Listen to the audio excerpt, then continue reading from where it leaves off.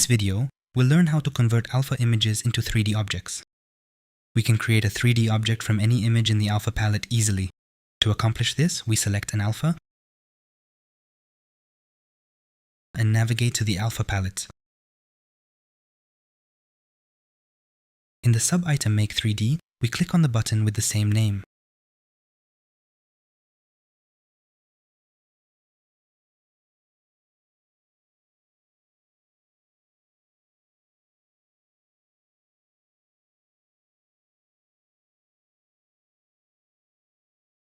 For a more accurate conversion, we might want to review the settings options. Here we can fine-tune the polygon resolution.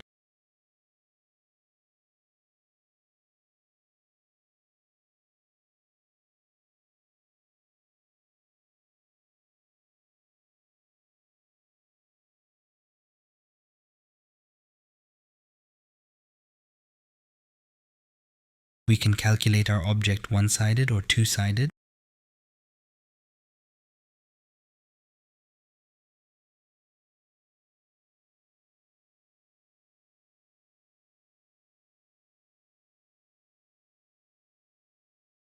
And here, we can apply smoothing.